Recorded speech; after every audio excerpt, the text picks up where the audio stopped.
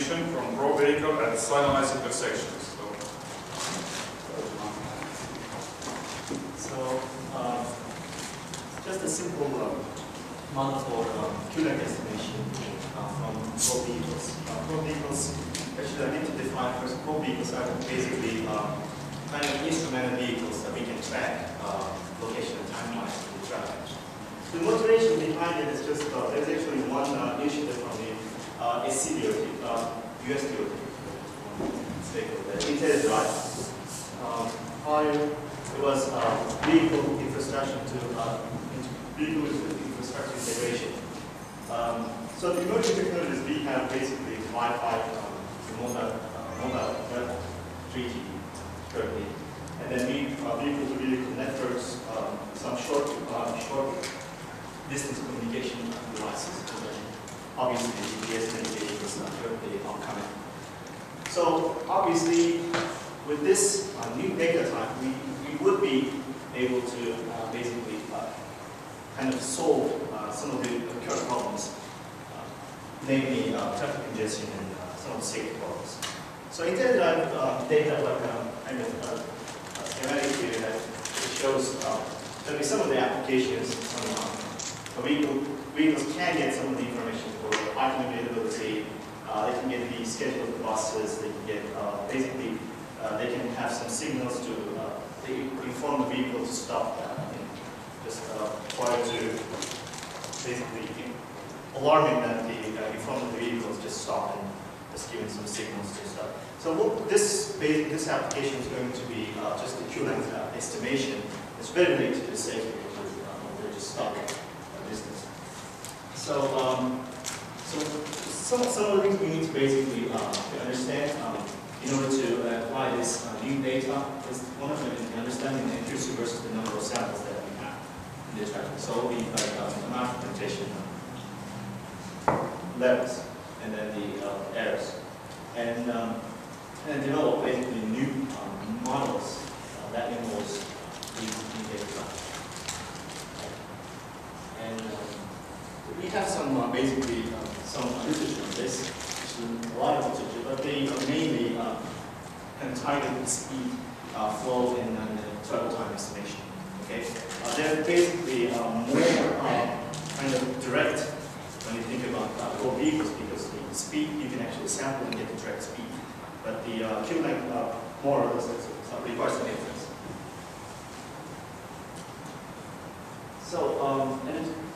So we basically selected the Q-lag to estimate from the raw vehicles. And then the motivation behind the Q-lag is that the Q-lags are actually heavily used for signal timing applications. Okay?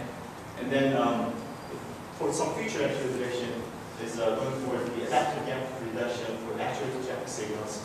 And then also freeway management is not really related to the camera. Freeways can be related with the random metering controls with the Q-lag. So problem definition.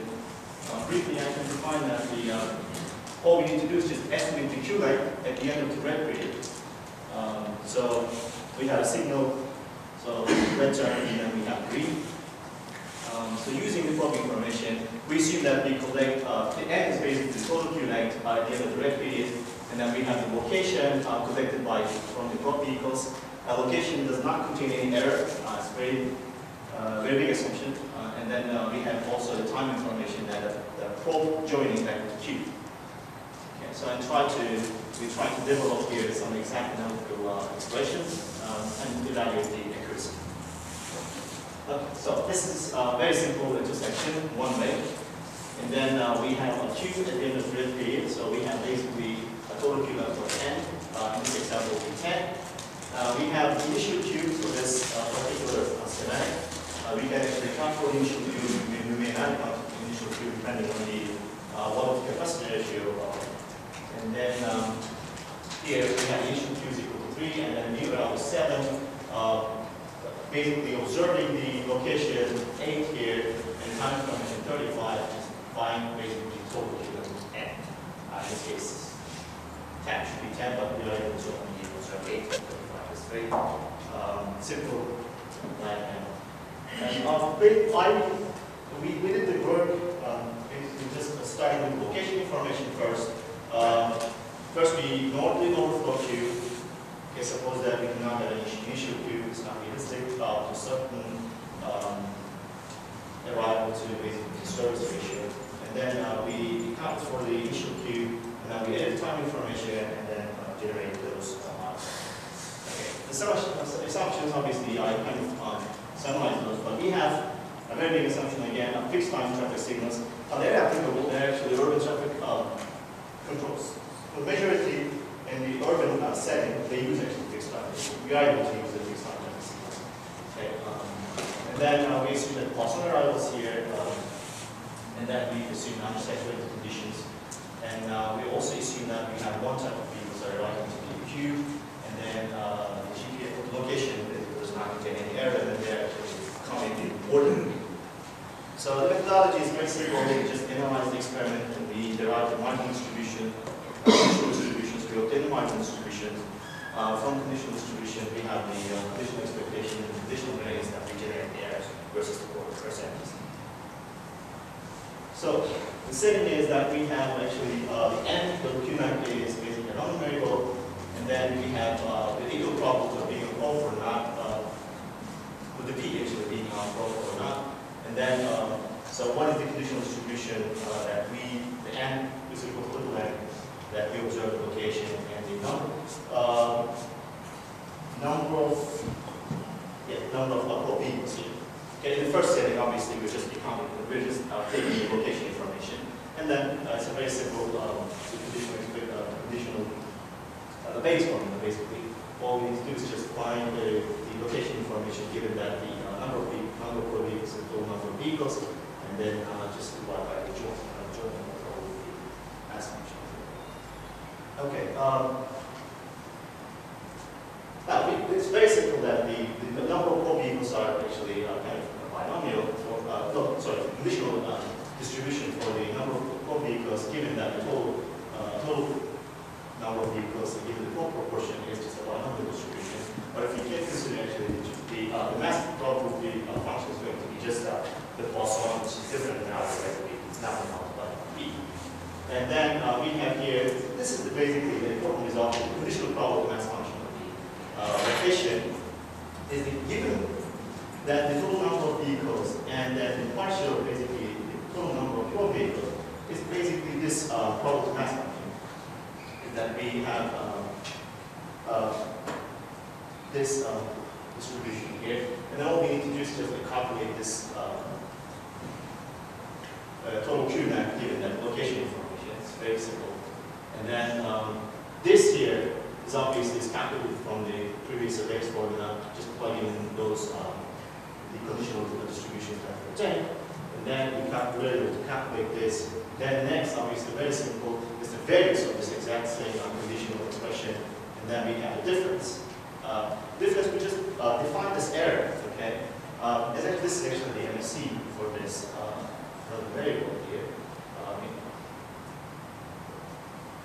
All we need to do is if we find this, and then we have this, we just need to find the error.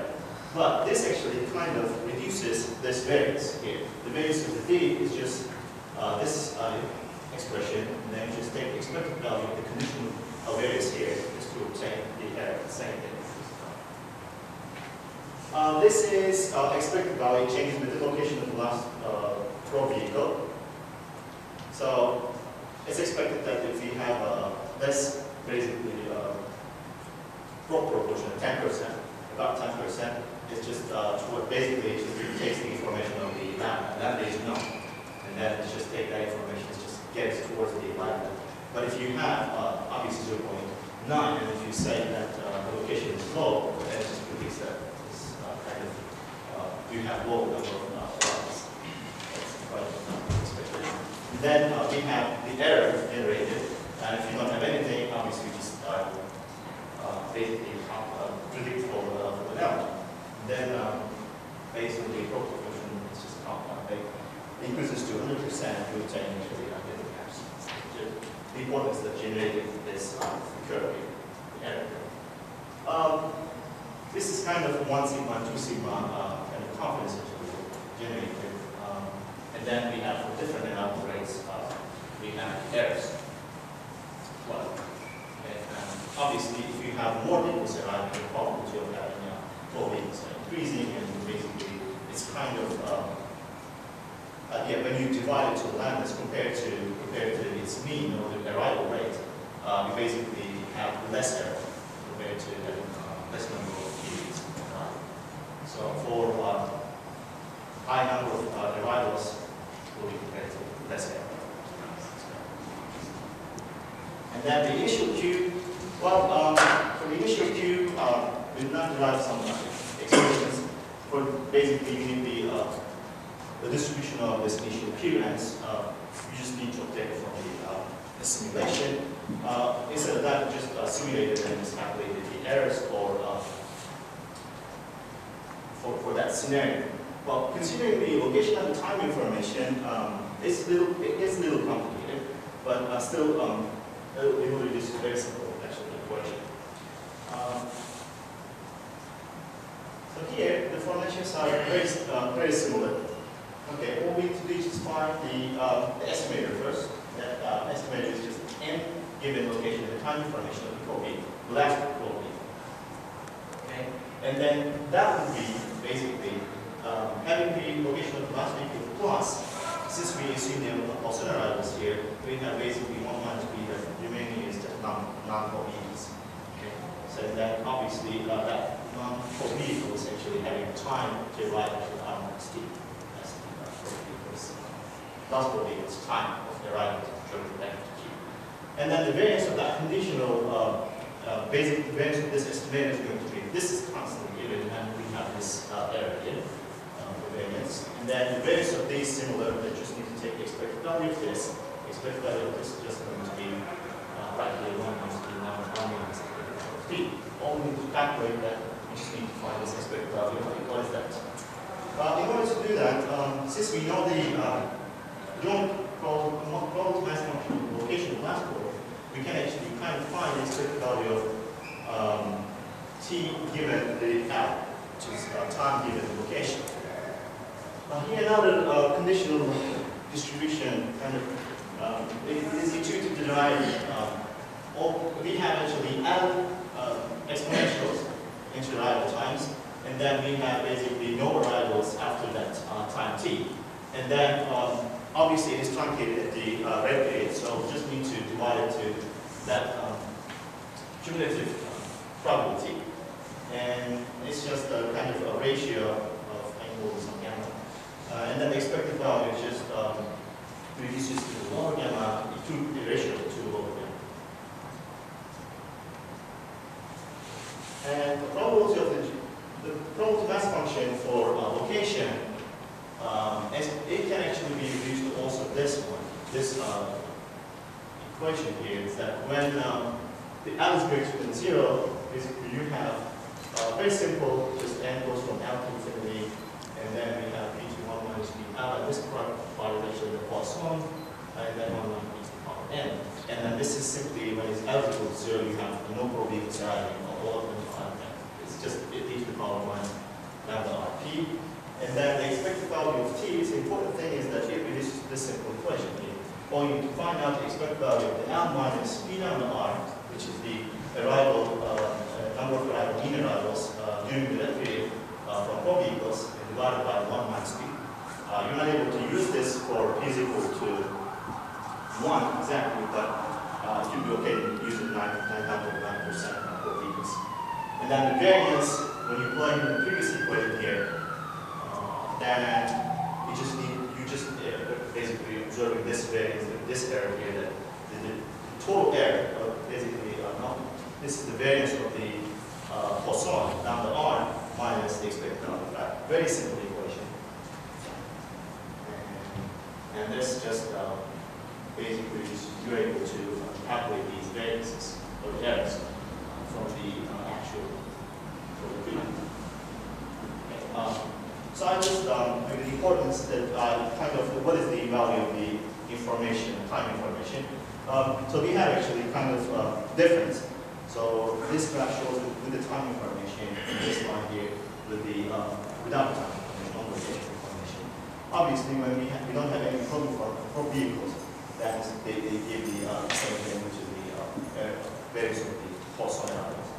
And then it increases, then basically that error is quite less compared to only location information. Even if you get actually less number of vehicles, less number of mean arrivals, then you just basically still have some gain from the time information.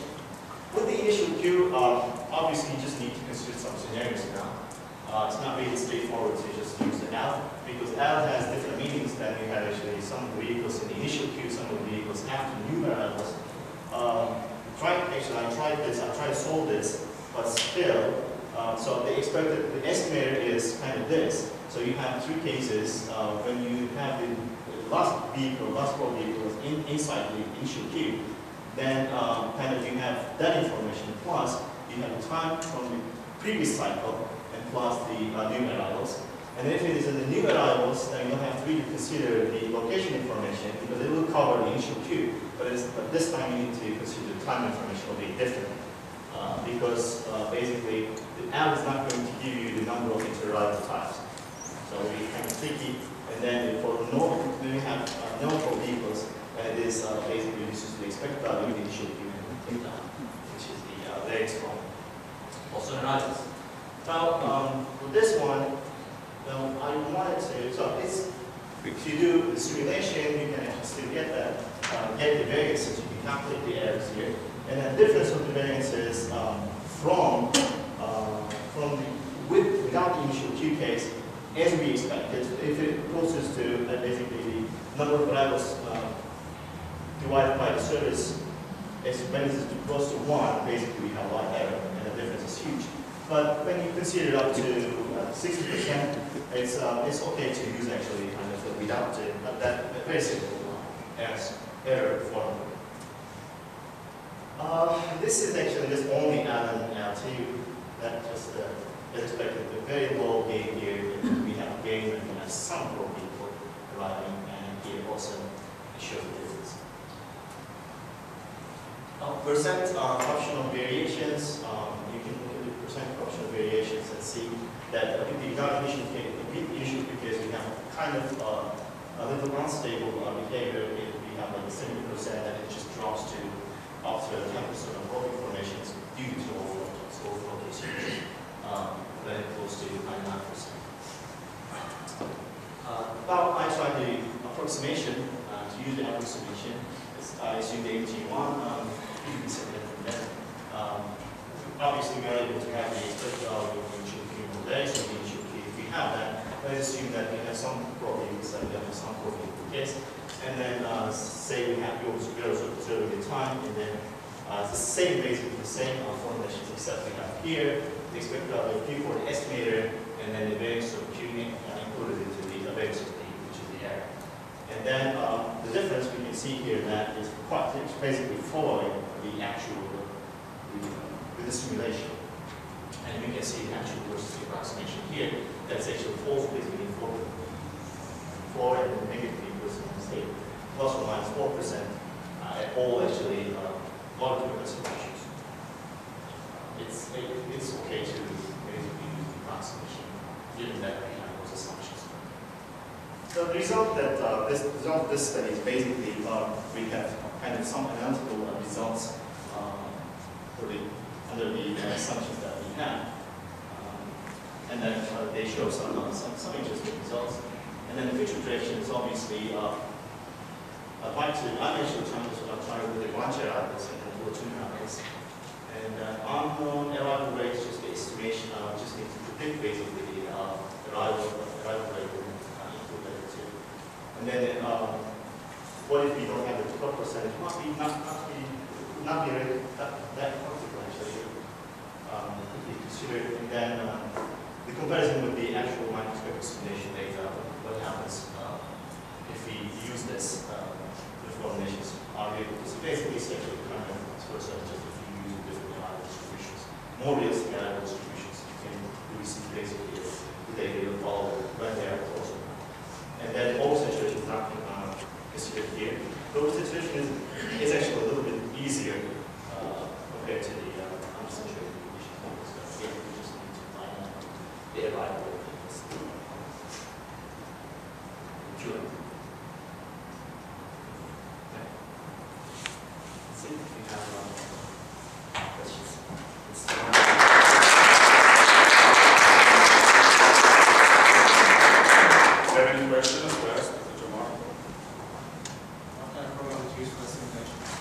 simulation model, I just simulated in C.